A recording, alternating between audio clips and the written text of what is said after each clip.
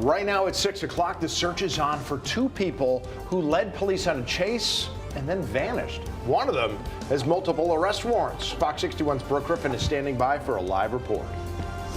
On gun violence, survivors and families of victims gathering in our nation's capital to mourn their loss. We're going to have more on the changes they're calling on lawmakers to act on once again.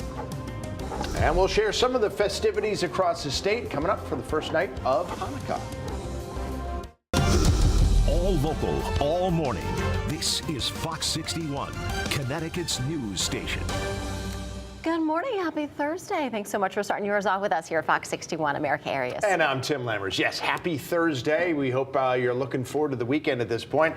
Let's turn things over to meteorologist Rachel Piscatelli as we're in a bit of a cold snap, but those temperatures are going up soon. They will be going up soon, but today is another cold one. Below average temperatures are expected, and our morning lows are currently colder than this time yesterday. Right now on the satellite and radar, though, it is overall quiet. Just back off to the west is this bit of a disturbance here, and you can see that here pushing in our direction. I do think that most of that will miss us today, and what we'll see is variable cloud coverage throughout the day. Current numbers sitting at 22 degrees in Torrington, 30 degrees in New Haven. But when you factor in the winds, while they're not too bad out there, it's still feeling like the teens and the lower 20s. It feels like 19 degrees in Norwich. It feels like 16 degrees in Putnam. So those are the numbers you want to dress for this morning. Variable cloud coverage expected today. Will go from partly to mostly cloudy skies. Temperatures around 38 degrees this afternoon with daytime highs up around 40 degrees. Then for the day tomorrow, we'll begin to see more average conditions start to build in with even 50s on the way for this weekend. We'll talk about that, plus the rain chance we're watching coming up in just about 15 minutes. Symphony, good morning. Hey, good morning to you. If you're just waking up, it's a good one to maybe head out to your car just a few minutes early and sit in there as it warms up, or hit it with your remote if you have that. Let's go ahead and get a look at what's happening out on the roads. We are incident free. However, there's a construction project happening in North Haven, 91 southbound. The two left lanes are closed between exits 12 and 10 right now. That's expected to wrap up in, we'll say, the next 10 minutes or so, but it doesn't appear to be impacting traffic. Otherwise, smooth sailing. Taking a live look in 91 in Hartford, traffic volume picking up. Drive times looking good. No delays reported on 84 or Route 2. However, there's a minor delay on 95 southbound. Heading from New Haven to Bridgeport, you'll get there in about 28 minutes. We'll have another update for you coming up at 6:30. Well, this morning, Rocky Hill police said they're looking for two people who led them on a chase on Interstate 91. One of those people has arrest warrants out in multiple communities. Well, the incident started at a gas station on Silas Deane Highway, and that's where we find Fox 61's Brooke Griffin. She's there live with what we know so far. Brooke. Well, Rocky Hill police tell us that the search is still very much underway for those two suspects involved in that chase. It all started here at the gas station, the Shell gas station that is right behind me. This is on Silas Deane Highway, and this is when an officer said that he recognized a car and that driver has multiple arrest warrants in different jurisdictions.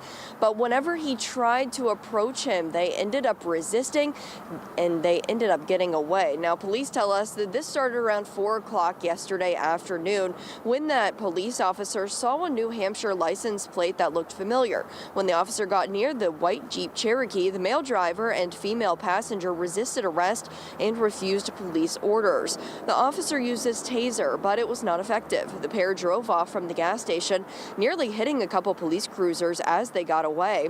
Investigators tell us that driver got onto I-91 South. It's just really a few yards from this gas station. They say they notified police in other towns to be on the lookout for the Jeep. Police eventually found that Jeep at the Residence Inn on Cromwell Avenue here in Rocky Hill.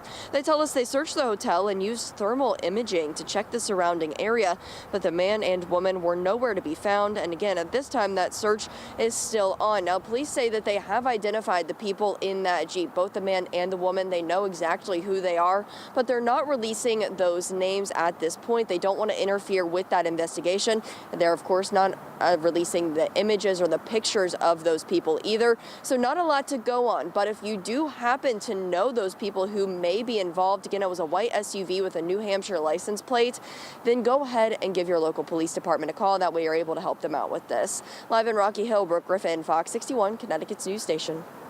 All right, Brooke, thank you. Hope they find him. One man is in the hospital after police say he was shot on Donald Street in Hartford. Officers responding to a shots fired call at about 5:40 last night, and they found a man in his 30s injured from a gunshot. He was taken to the hospital. He is expected to be okay. Police have not identified a suspect at this time. Police said a toddler who drowned after a car crash was killed by someone, although they haven't said who. They ruled the death of 2-year-old DeRoyal Miller in September to be a homicide. Police said before his death, a woman driving a Hyundai rear-ended a car and then hit a guardrail on Route 9. Police said that woman left the scene with DeRoyal and walked down an embankment that's near the Connecticut River. Police said 2 hours later, they found the woman alone, and then later the toddler's body was found near the water. Authorities are investigating 2 deadly crashes from yesterday, one of which happened on the eastbound side of Route 2 in East Hartford. State police say at about 9:42 last night, a driver identified as Curtis Waters crashed into a guardrail near exit 2 and went down an embankment and hit a tree. The driver was ejected from the vehicle and was pronounced dead on the scene. Well, just an hour before that crash, state police responded to a deadly 2-vehicle crash on Route 8 South in Trumbull. State troopers said they hit each other while one of them was merging onto the highway from Route 15. They said the driver of the car that was already on the road was 34-year-old Daniel DeMichael of Norwalk. Troopers said he was thrown from his car and died at the scene. Now, a 5-year-old in that car and the driver of the other car were both hurt. 3 people are dead and 1 more is in the hospital after a shooter opened fire at the University of Nevada, Las Vegas. Police said the shooter was a professor who applied for a job at the university but wasn't selected. Police said the gunman later died in a shootout with responding officers. And authorities gave the all clear just 40 minutes after the first report of an active shooter came in. I didn't want to stay in this classroom. I wanted to just, run from it all, and I was just so scared. Everyone's running, frantic, hysterical, and then hear around 30 more gunshots, back and forth, pow, pow, pow, pow. Well, police have not yet released the name of the gunman, nor have they said what the motive for the shooting was. But all of this happened just weeks before finals and holiday break. And the shooting there at UNLV happened just hours before a national vigil for victims of gun violence in Washington.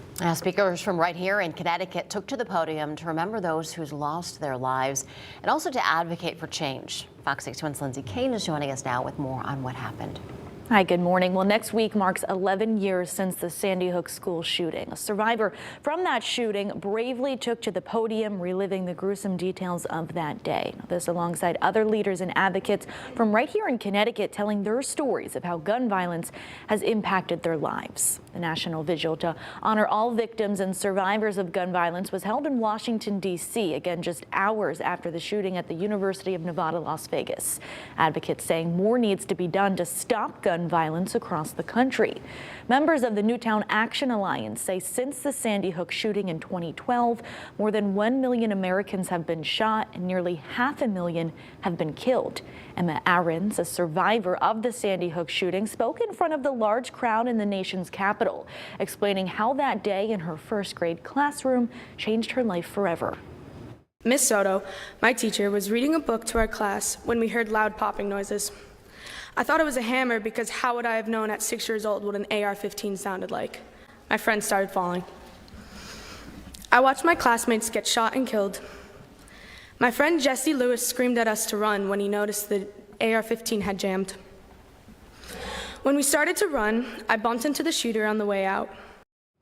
Now 17 years old, she says she's demanding change, asking lawmakers to value children more than guns. The United States has set a record this year for the most mass shootings, killing at least 4 people. The number 39. Now, coming up in the next hour, we'll hear more from advocates at that vigil with more on what they say needs to be done to stop the violence. Erica and Tim will send things back over to you. Thank you. Lindsay, we appreciate thanks. it. Well, more roads here in Connecticut are soon going to have wrong-way detection systems in an effort to prevent serious and deadly crashes. 27 systems are going to be installed across eastern Connecticut. The Department of Transportation says there are 25 in place right now. The need for these systems coming amid an increase of wrong-way drivers in recent years. This year, the legislature passed a law giving the DOT money to install this new technology in an effort to save lives.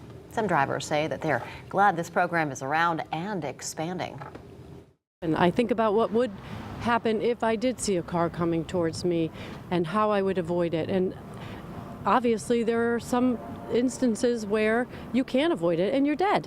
So I'm glad they're doing it. I think it's long overdue. The next round of installations are expected to be completed in March before becoming active next summer. We have a list of all of the locations over on our website. You can check them out on fox61.com. Tonight, Jewish people around the world will celebrate the first night of Hanukkah, also known as the Festival of Lights. There will be a menorah lighting ceremony on the New Haven Green at 5 o'clock this evening.